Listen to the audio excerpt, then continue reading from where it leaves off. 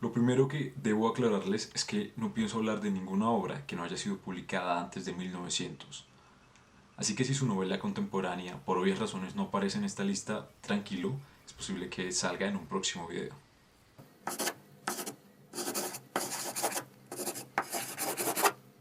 Gente, en este video les pienso hablar de 10 obras que Felipe considera de carácter obligatorio.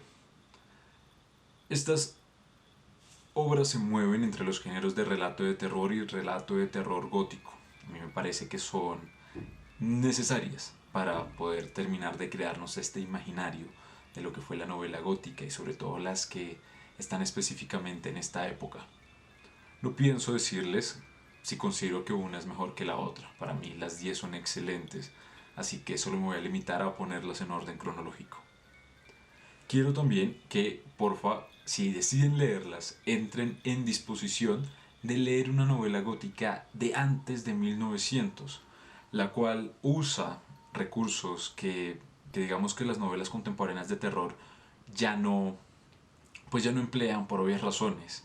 Piensen que muchos de estos elementos se respaldaban por la época, por las tradiciones socioculturales, un poco por la idiosincrasia de las comunidades, de las personas de estos momentos y sobre todo por la carga religiosa y la superstición. Pero entonces déjenme les nombro ligeramente un poco cuáles son mis 10 obras favoritas y entonces ustedes así podrán sacar sus resúmenes de si deciden o no leerlas. La primera es Los misterios de Udolfo de Anne Radcliffe, una novela publicada en 1794 y que nos cuenta la historia de Emily, una doncella que queda huérfana y tiene que irse a vivir justamente al castillo Udolfo con una tía. Pero digamos que lo importante de esta obra es entender la época. Incluso esta novela nos retrata un año 1500 más o menos, es decir, es inclusive unos añitos antes de pues la ambientación es de antes de su publicación y es sobre todo caer en el recurso de su momento, sobre todo de crear esta ambientación del castillo tenebroso, el cual viene pues con todos sus elementos, trae un sótano, trae sus criptas, algunos tienen cementerios personales, bosques lúgubres. Y acá lo que tenemos que ver es la historia de Emily, la cual está un poco prisionera de su tía y del esposo de su tía en este castillo y tiene que ir resolviendo un poco secretos que guardan la gran cantidad de habitaciones que se esconden en este lugar y así pues salir adelante. Pero digamos que quiero poner esta obra en principio para que empiecen a crearse, digamos que el esqueleto de por qué los contextos, los lugares, en este caso las casas abandonadas o los castillos son tan importantes para la creación de la novela gótica de esta época. El segundo, una obra universal, Frankenstein de Mary Shelley, de 1818, nos introduce ya en el discurso de la creación, de la vida y la muerte, y de cómo el ser humano siempre se ha sentido no satisfecho con ese discurso absoluto en el cual Dios es el único creador, es el que desde la parte del Génesis de la Biblia todo lo puede, todo lo crea. Entonces vamos a introducirnos en la historia de Victor Frankenstein, que es un doctor que jugando un poco a saltarse las leyes naturales, crea vida a través de los pedazos de cuerpos de otras personas. Todo el mundo tiene una referencia a Frankenstein, pero más allá de ver la historia del monstruo es ver este discurso personal en el cual el hombre quiere un poco tomar la posición de Dios. La tercera es una obra que se conoce como La leyenda del jinete sin cabeza o La leyenda de Sleepy Hollow. Esta obra es de Washington Irving, es publicada en 1820 y esta va a jugar más con la figura de los pueblos que son muy conservadores, que son esclavos de sus tradiciones y que mientras juegan a dárselas de religiosos también son muy supersticiosos. Acá nos contarán la historia del profesor Ichabod que pues va a Sleepy Hollow y empieza a tener muchas aventuras, incluso encuentra el amor, pero tendrá que enfrentarse a la leyenda del jinete sin cabeza, un antiguo soldado que falleció en una guerra civil, pierde su cabeza claramente y empieza a atormentar el pueblo. Más allá del relato de terror es justamente ver cómo los pueblos que se juran muy creyentes, de la misma forma en la que creen en Dios, también creen en todas las supersticiones, las leyendas, los mitos que han alimentado la historia de sus naciones. Esa es una gran obra, pero lean el libro. Digamos que desvincúlense un poco de las adaptaciones de Tim Burton o de Disney, que suele alterar mucho la historia original.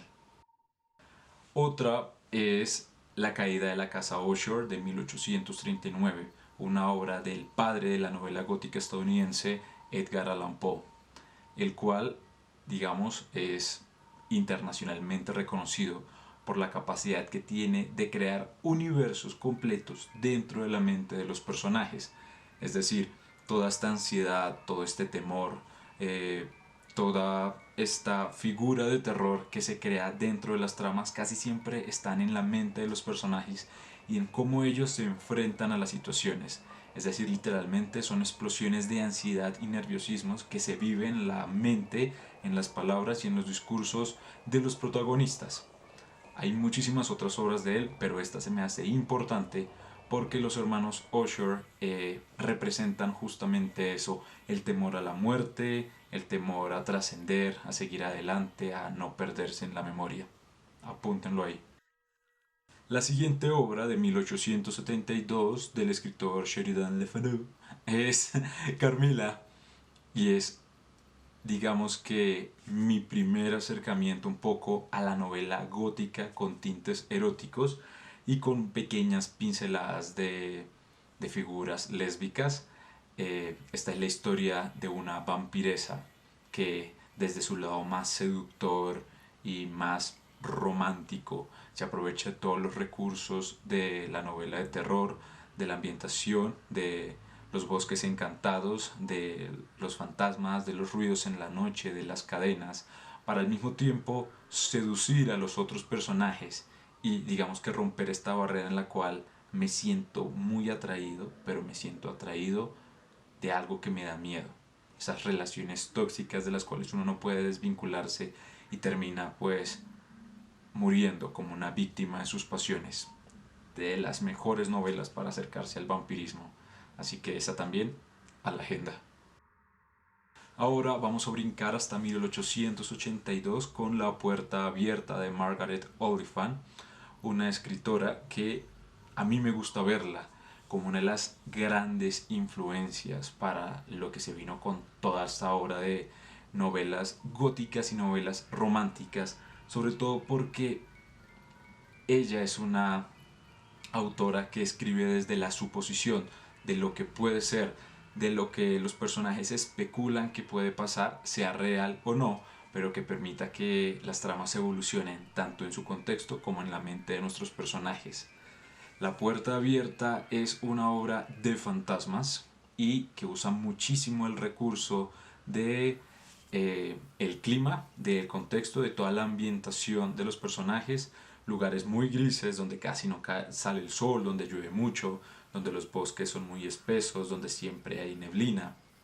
Entonces es perfecto para la figura clásica del fantasma, el cual es un espectro que no logra definirse muy bien. No sé si estoy viendo una persona, si alguien me está siguiendo, me lo estoy imaginando. Y ella permite que los personajes trabajen mucho en la mente, pero que no sabemos si realmente se lo está imaginando o si realmente está pasando. Una de las mejores novelas de fantasmas. Ahora T.R.L. Stevenson en 1886 nos entrega el misterioso caso del Dr. Jekyll y Mr. Hyde.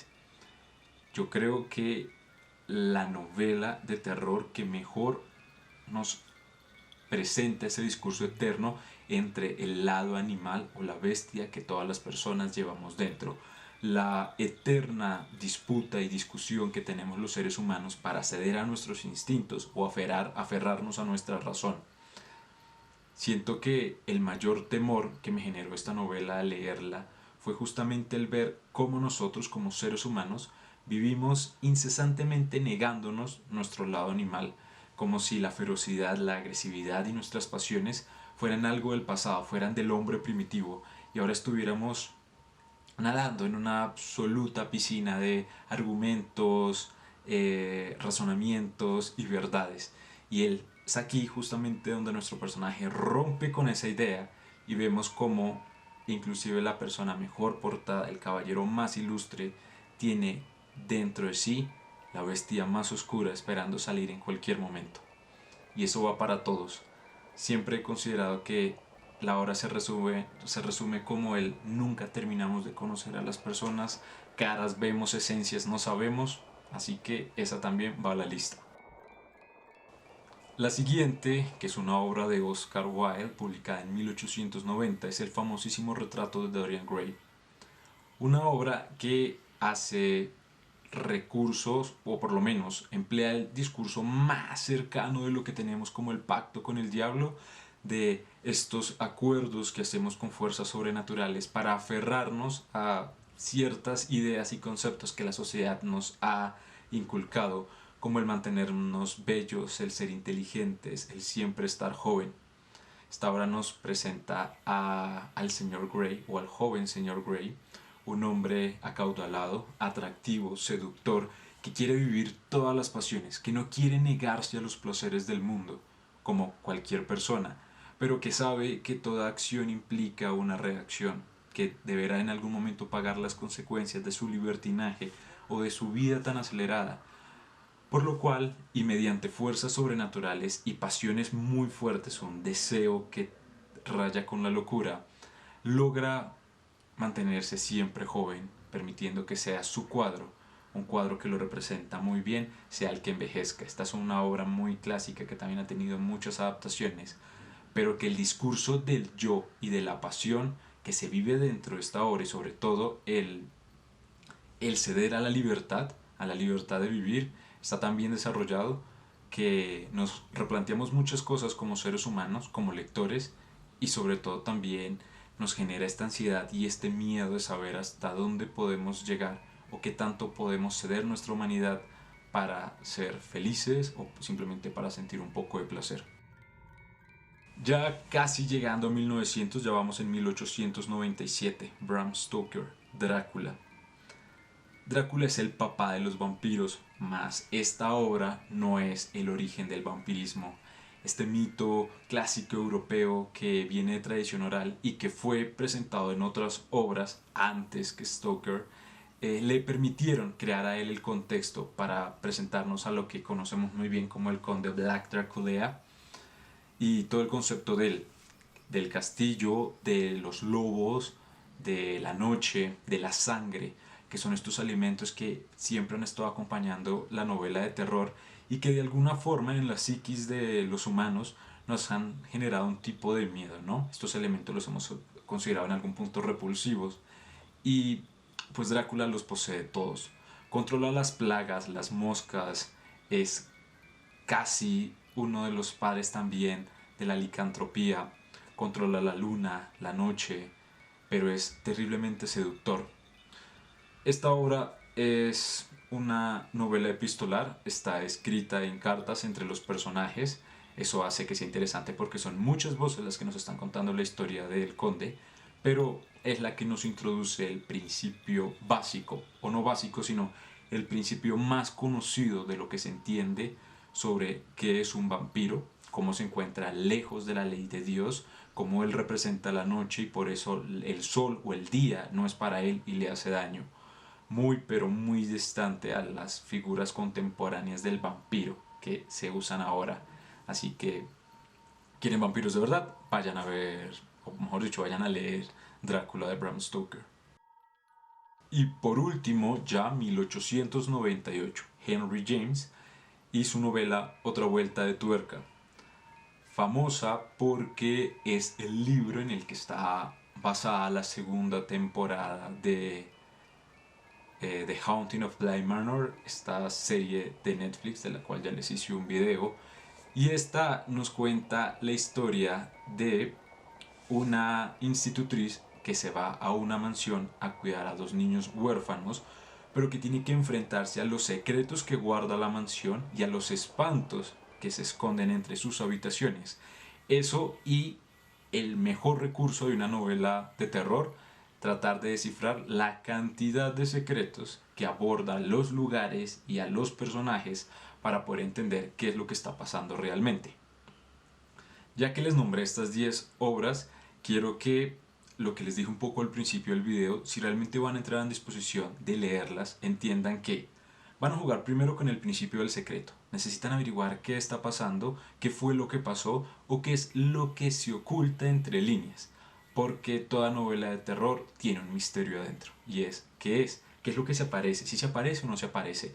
¿Está loca o lo está viendo? Entonces, eso es lo primero que deben tener en cuenta.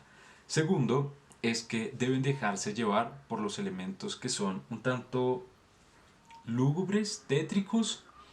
Van a escuchar las cadenas, van a hablar de fantasmas, de demonios. Deben entender que los bosques son grises, que casi nunca sale el sol, que son castillos medievales o mansiones abandonadas con muchas habitaciones, más habitaciones de la gente que las habita, que hay niños, que la gente habla poco, que las personas son reservadas y uno debe entrar, volverse un personaje de ellos para que ese miedo lo contagie, porque como son recursos y son elementos que por nuestra sociedad ya no se mantienen, los vemos tan ajenos que algunas personas ya no disfrutan estas lecturas. Otra cosa que deben entender es que cuando estas novelas salieron, las sociedades que compraban estos libros venían de contextos religiosos muy estrictos. La lucha entre Dios y el demonio era constante y estaba alimentada un poco por el corre-corre y el chisme de los relatos de la gente, del pueblo, y de esta superstición que tenían sobre las brujas, sobre las apariciones, que permitía que estas obras se sintieran muy reales. Y segundo, que aunque hay hechos sobrenaturales, la fantasía no es un elemento en sí mismo. Ellos no ven grandes apariciones ni figuras de terror tan explícitas como el gore y la sangre brutal que vemos hoy en día. Estas son pequeñas pinceladas de sonidos en la noche, de voces o ecos, o de sonidos de cadenas o de pájaros.